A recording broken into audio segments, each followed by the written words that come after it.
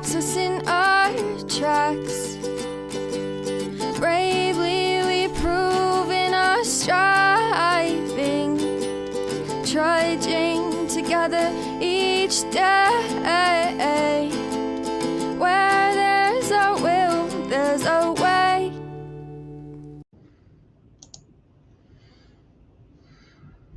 Good morning. Good morning.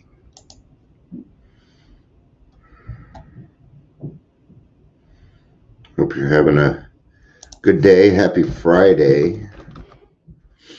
Got a podcast tomorrow. Got a podcast Monday, and I got another podcast on Thursday.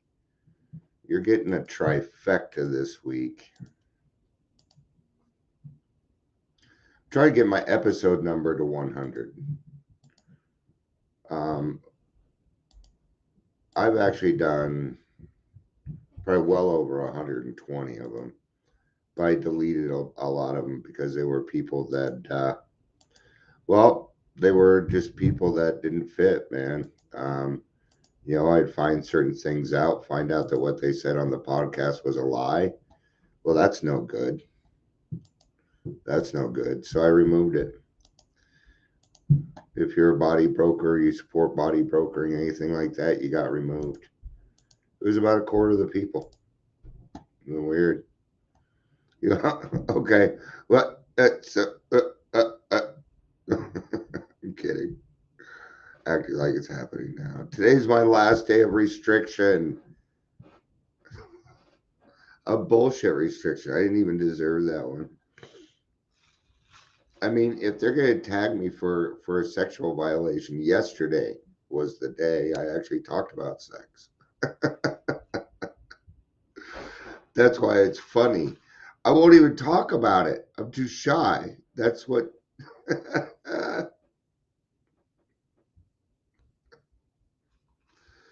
I gotta laugh at it. All right. 7 appeals. Nothing. No reply. I don't give a fuck. What can you say? It's a free service, kinda. Today I'm going to do a random reading out of the big book. I have no idea what we're going to be talking about yet today. But I guarantee we'll be able to talk on it. Yeah. Just kind of, I'm waiting a couple extra minutes today.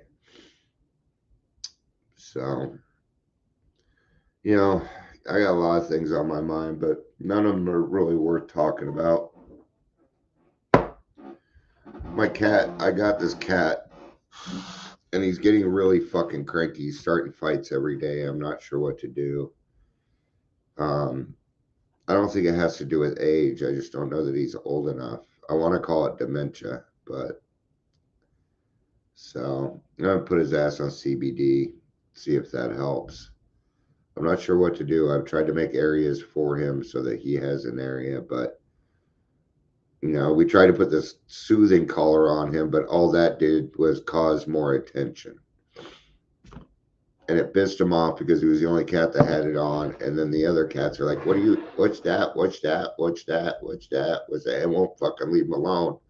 And he just wants to be left alone. So he even hissed at me yesterday. It was very quick. And they realized what he had done. They were like, I'm sorry. But I don't know. He's being very reactive, like everything. And that's why I think it might be dementia, but I'm worried about him. So if you could pray for my kitty cat, I would appreciate that. Or for the right direction to be able to help him, right? Because out of all the cats that I have, he's the longest standing, and therefore he gets first dibs. Give me a random number between 1 and 164. 135. All right. We're going to be reading from page 135 today. Welcome to the Daily Trudge. My name is Dion. I bet that's in the family afterwards, or 2 wives or something. that we don't usually read. So I'm doing it. No, going with 135. Sorry. If you're here, please say hello, whether you're watching the live or the rewatch. I was asking Google. I'm sorry. But you never know. This is what we'll do. I'm going to read page 135, and then I'm going to go to page 69, and I'm going to show how it fits. I'm going to prove my point that it doesn't matter what you're talking about in the program. It doesn't matter what you're talking about in the program. It fits. So 135 is the last page of the family afterwards. So I'm going to start on we just did this yesterday. I mean, literally, we just did this. Actually, no, we didn't. In fact, the part that it's asking me to read was a part I didn't read yesterday. That's not a coincidence. All right. So I'm going to start at the bottom of page 134. We'll do 135, and then we will go over to 69. We'll see how it works. In time, they will see that he is a new man, and in their own way, they will let him know. When this happens, they can be invited to join in morning meditation. Then they can take part in daily discussions without rancor or bias. From that point on, progress will be rapid. Marvelous results often follow in such a reunion. Yeah, it doesn't work that way. I'm sorry. My kids don't mourn me. This just doesn't happen. My kids don't. Nobody joins me in my morning meditation. No, they don't. There is no daily discussion of rancor or bias around the house. So, and the progress may be rapid for the person that is alcoholic, but that is perception, and we have to remember that all four of my kids, the trust has come around at different times, in different situations. They're all individuals, and I must treat them that way. Whether the family goes on a spiritual basis or not, the alcoholic member has to, if he would, recover. I do not push anything I do on my kids. No. Why should I? I don't know that I've necessarily earned the right yet. I wasn't around for a while. They survived just fine without me for a while. Okay? So what am I? Well, I'm an added benefit, if anything. It's all I really can be at this point. The others must be convinced of his new status beyond the shadow of a doubt. Seeing is believing to most families who have lived with a drinker. Yeah, it's going to take some time to rebuild trust with the non-alcoholics that cared about us. Okay? They may even ask you if you drank and you didn't drink. You don't get mad. Don't get mad. They have every right to fucking ask you. Okay? Have you been drinking? Oh, hell no. Well, yeah, we're beyond. Now, after a while, when it comes to drinking, you'll be the last person they think of. In fact, they'll see another alcoholic and think, oh, well, so-and-so could help them. So that's going to change. It'll change, but it's going to take some time. And we don't get to determine that time. We just don't. The only time that I get to determine on that is my own forgiveness for people that have done things to me. That's the only way I can really use it for myself. Okay? And it is imperative for us. Here's case in point. One of our friends is a heavy smoker and coffee drinker. There is no doubt he overindulged. Well, that's me. So fucking what? I'm an alcoholic. Fuck off. Leave me alone. Seeing this and meaning to be helpful, his wife commenced to admonish him about it. He admitted he was overdoing things, but frankly, that he was not ready to stop. His wife was one of those persons who really feels there's something rather sinful about these commodities.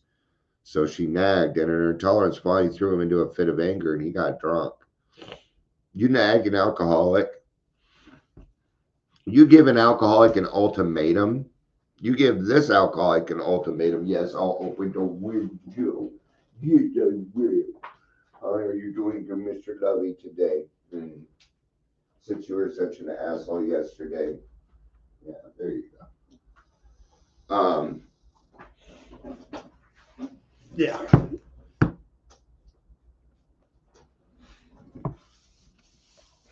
But I also get why. You know, I know that if you give me an ultimatum, yeah, I need an answer right now, then I'm gonna make whatever decision I make is gonna mostly inconvenience you. I don't give a fuck if it inconveniences me. If it's gonna inconvenience you for inconveniencing me, that's what I'm gonna do. Even I don't care. Ultimatums are no good in most situations. We have ultimatums in the program. Third step's an ultimatum. Yeah, God either is or he isn't. That's an ultimatum. What was our choice to be? God either is or he isn't. See? Some of these things could be used in a good way, right?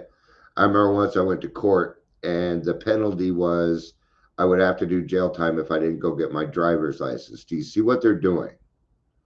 What they're doing is they're using a privilege because driving is considered a privilege, not a right. They're using a privilege to improve my life. That judge understands what it means to be successful in helping an alcoholic out. That judge understood. And I knew what they were doing. I've known those little tricks since I was fucking wee little kid, man. Of course, our friend was wrong, dead wrong. Yeah, she didn't make him drink by his nagging. Probably didn't help much.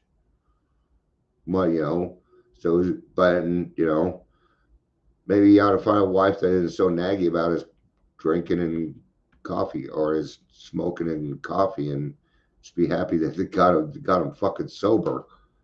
That's a good start. I have a lot of respect for people that quit smoking at the same time they quit drinking, man. Wow, good for them, really. So he had to painfully admit that amend his spiritual offenses. Though he is now a most effective member of Alcoholics Anonymous, he still smokes and drinks coffee, but neither his wife nor anyone else stands in judgment. She sees that she was wrong to make a burning issue out of such a matter when the more serious ailments were being rapidly cured. We have three little mottos which are apropos. Here they are. First things first. Gotta get sober first. Okay. Live and let live. So I have here, first things first, stay close to God. Live and let live. Mind your own business. Easy does it. Stay close to God. We're going to use those because those are things that were passed down to me from my sponsor, from sponsor to sponsor to sponsor to sponsor. And this is a guy that goes back to one of the original 100. Right? You're not as far removed as you think. We live on the average, 78 years. Alcoholics Anonymous is 89 years old. You're very much close to the people. What our job now is to make sure that this is going to be here for our children, right? All right, now we're going to go to 69. Oh, great. So you have me talk about sex. Thanks, Amber. I'm going to start on the middle of page 68. We're going to cover it. We're going to be covering it. We're going to go ahead and do it. So, hey, how can I got to start somewhere, right? And yesterday, everybody allowed me to start. So, we're just going to keep moving forward. We never apologize to anyone for depending upon our Creator. Okay, you'll see me get angry every now and again for people questioning me, and because it pisses me off. I'll make an opinion like, I believe in 12-step based, and that's it. What does that mean? You know what? If you don't know what it means, maybe you're not an alcoholic. Maybe you don't belong. I'm finding myself getting very more selfish about my meetings. I am. I'm becoming very self, especially after last night's meeting. That was a great meeting. There were, I could not, it was nice to be in a meeting where everybody was working the steps. It felt fucking different. The hour, bam, gone by. Usually I'm sitting in a meeting, I'm like, we got 20 minutes left and nobody's speaking. In these meetings, you can't shut fucking people up. Even one person's like, hey, if we go a little late, that's fine. I'm thinking, no, it's not. I got other things to do and I'm hosting. Make that decision. And then I thought, Dion, if God wants you to do that, we're staying after. Oh, okay. I'm not going to apologize to anyone for depending upon my creator. I am not.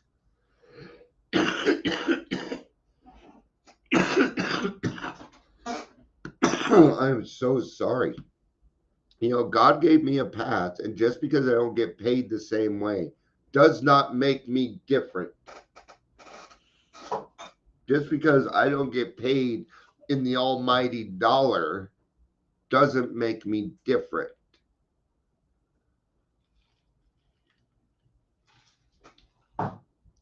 Good choice, Amber. All right. But we're gonna get to it here. All right, we can laugh at those things.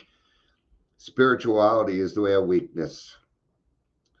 Oh no, that I really laugh at them. Because that feels like a karma thing. I don't laugh at them. I pray for them. But I get what they're saying. We laugh at them so that, you know, it's kind of a reminder to us that we're doing the right thing. Yeah. Yeah. Uh, um, and it was. It was open 15 minutes before. Everybody left. They had to go. And then I shut down the meeting. My point wasn't that though, but thanks for taking my stuff and throwing it in my face. Yes, they should be an hour and a half long. Yep. 15 minutes before, 15 minutes after. So I do believe in that. It doesn't always work out that way, but you know, it gets wearing when you're the only person doing it. I mean, I'm the only one running the meetings, even the grassroots meeting. I'm sure I'm going to run. I'm sure I got to run the group conscious. I got to, you know, and I'm going to ask, you know, you know, made decision. You know, there's a lot of things that need to be done. Really, he knows not to jump on my desk. That's why. Paradoxically, is the way of strength. The verdict of the ages is that faith means courage. All men of faith have courage. They trust their God. We never apologize for God. Instead, we let him demonstrate through us what he can do. We ask him to remove our fear and direct our attention to what he would have us be. At once, we commence to outgrow fear. Well, now that's fear in the beginning because you got to start somewhere. You got to start somewhere. Yeah, but the schedule is getting good. Yeah. It only took me 9 months to figure it out, but we got it figured out, didn't we? Hey, you know, you got to be tenacious. You got to be bullheaded sometimes. You know, that because what is it? You know, it says we never apply. Instead, we let him demonstrate through us what he can do, and that's all I do. Okay? And I'm going to tell you something. It makes people uncomfortable. If you don't want to grow, and you are spiritually sick, being around me is going to be extremely frustrating. I'm not doing it on purpose. It's just that I have to live in a solution. If I don't, then myself and everybody around me is going to be miserable because I'll make sure of that. And I'm tired of running people off. I want some friends in my life. I want people that I can rely on. What does that mean? Well, that means Dion needs to become a person worth having. So that's what I did. Now about sex. Yes, it's on 60. Many of us need an overhauling there, but above all, we try to be sensible about this question. All right, before I get to that, I'm just going to cover that. Yeah, starting on schedule is very hard for a Zoom meeting because everybody shows up late. You know, that's why I open it 15 minutes early. The people that are usually there early want to do service work. The people that are getting there late are usually avoiding service work. You know when the damn meeting starts. Man. So, but I agree. If the meeting starts at 6, it should start at 6 o'clock. But it doesn't always work that way. That's our Virgo in us. I have to be a little bit more flexible. So, yeah. Good points though. Starting at, I mean, because when it's weird like that, then some people will get upset and they won't come back because it's not structured enough. So those are very, very important points. Yeah, I agree. Okay. Now about sex. Many of us need an overhauling there, but above all, we try to be sensible on this question. It's so easy to get way off the track. Here we find human opinions running to extremes, absurd extremes, perhaps. One set of voices cry that sex is a lust of our lower nature, a base necessity of procreation. Then we have the voices who cry for sex and more sex, who bewail the institution of marriage, who think that most of our troubles of the race are traceable to sex causes. They think we do not have enough of it, or that it isn't the right kind. They see its significance everywhere. uh,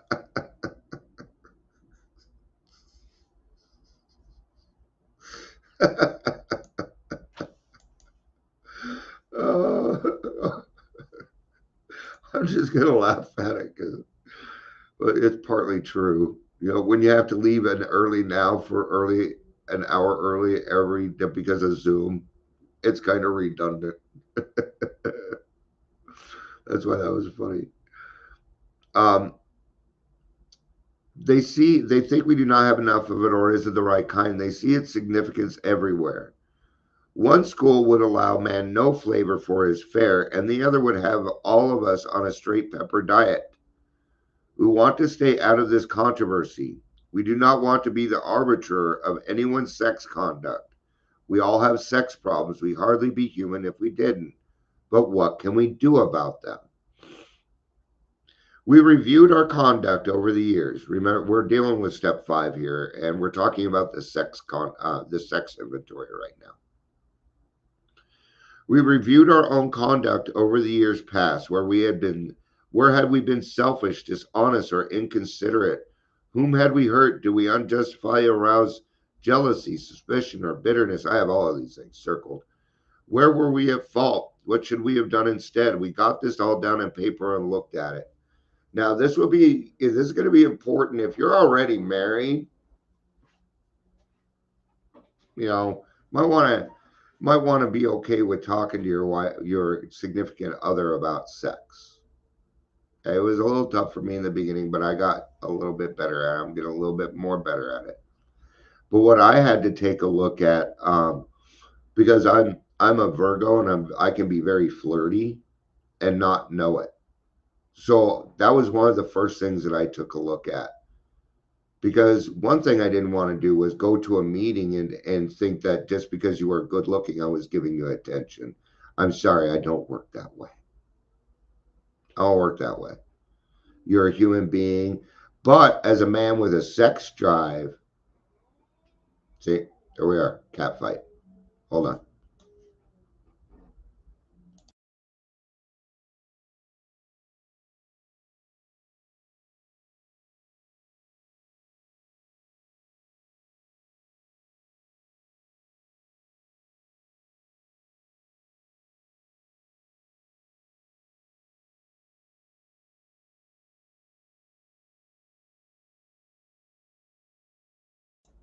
All right.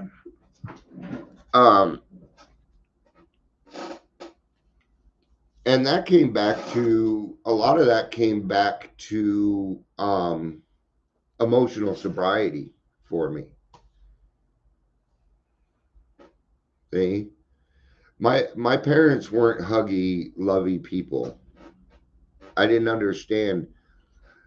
I thought affection and sex were the same kind of thing, right? And even now, my brain tends to think it needs alcohol to have sex. It does. I have intimacy problems. I used to be very, very romantic. Now it scares the fuck out of me. I have insecurities, right? But I always try and make sure that I do not arouse any jealousy, suspicion, bitterness. I don't even have a lock on my phone. If my wife needs to get into my phone, she can. And I do that on purpose so that she knows that I'm not, because drinking, I did stupid shit. And she needs to know. I have to be accountable with them so that they know that I'm not running around doing something stupid. They need to know that. All right. Um, I used to tell people when I was dating someone, and I would always tell them, I know I drink a lot. And if you try and change me, I will just break up with you. And I did. And they still dated me. And it always invariably happened because I was great at picking codependence. It's what I'm an alcoholic. That's what I pick. I can't help myself. Okay. And this doesn't have anything to do with sex, but it is kind of a neat story. So the girlfriend before my wife tried to change me, called my mother. That's the end of it. You call my mom on me, you have overstepped a boundary in my mommy relationship. I will be done. Right. But anyway, I was talking to my sister. She said, "Do you know, Dion, we always tell you that your picker's broken, but I'm not going to tell you that anymore. There's nothing wrong with your picker." It was very much an Al-Anon tough love kind of thing. But I don't think she realized what she was doing. She said, "Nothing wrong with your picker." And 2 weeks later, I got a friend request from Shannon, and I've been with her ever since. Yeah, it's true. All right. In this way, we tried to shape a sane and sound ideal for our future sex life. We subjected each relation to the test. Was it selfish or not? Yes, all of them were for me. All of them. And I'll tell you what I kind of went through. Okay. I was never a kid that hated girls. Nope. I've always been chasing skirts since I can remember. I didn't go through the phase of I hate girls.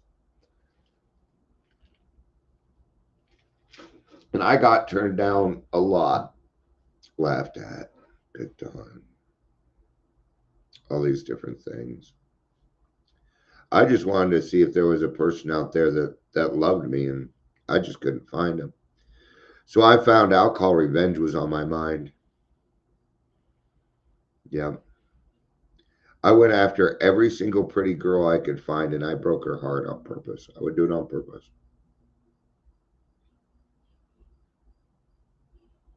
Yeah. Don't do that. Don't go. What does it say in Billie Jean? Don't go around breaking young girls' hearts. Okay. There's a consequence for that. And I'm paying the price now. I'm paying that price. We don't get away with anything in this world. Every relationship I had was selfish. I didn't know any other way. It wasn't until I met God that I found out that the relationships don't work that way. And God became my first healthy relationship, sex or not. Right? So we ask God to mold our ideals and help us to live up to them. We remembered that our sex powers were God given and therefore good, not to be used lightly or selfishly, nor to be despised and loathe. Whatever our ideal turns out to be, we must be willing to grow towards it. We must be willing to make amends where we have done harm, provided that we do not bring about still more harm in doing so. You got to be very careful on this one.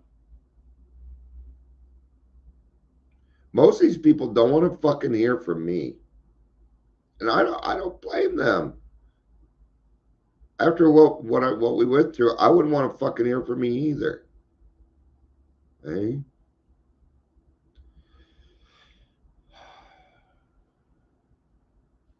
In other words, we treat sex as we would any other problem. In meditation, we ask God what we should do about each specific matter. The right answer will come if we want it to.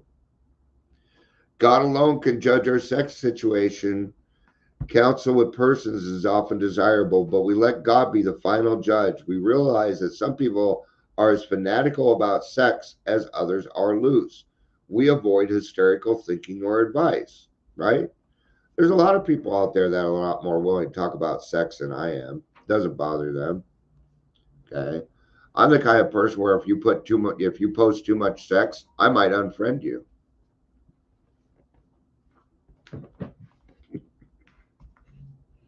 I might snooze you for a while because I get tired of seeing it. It's like if that's all you post, and that's all on your mind.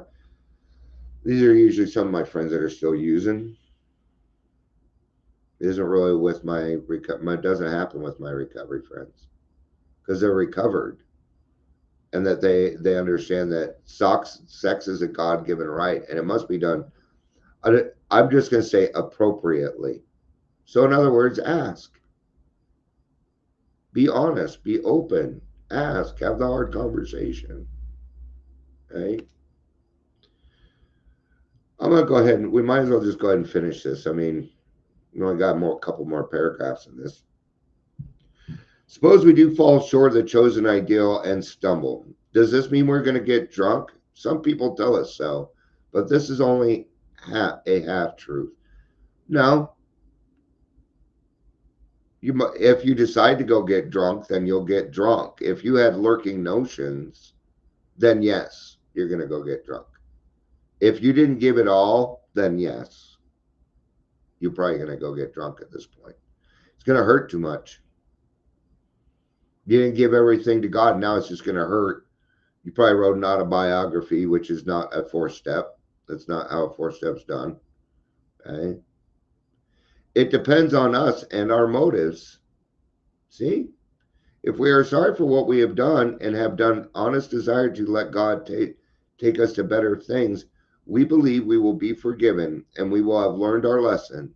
If we are not sorry and our conduct continues to harm others, we are quite sure to drink. We are not theorizing. These are facts about our experience. Now, when I'm working with a young man and they are single, we have to have this discussion at the very beginning. Because I'm going to let them know, I'm sorry, but until we're done with the steps, no dating. What? What? Reminds me of that dog. You know, the dog with I could watch that one 15 times in a row. You know, I went to the fridge. Yeah, yeah. And I got that meat, that meat that's in there. Yeah, yeah, yeah. So anyway, what? I can't date. But I love her, Dion. And then I remind him, you don't know what love is yet, dude. I'm sorry. Do you want the same kind of people in your life, or are we trying to change? Because what it really comes down to is we got to turn you into somebody that's worth having, don't we? What did you want a wife and children later in life? Yes. Then I'm going to show you how to do that. I'm experienced at that. I know how that works. Okay. I have a good relationship with my wife. I know how marriage works. I have a successful marriage and I can help with that. Okay. Once you become who you're supposed to become, the right person will show up.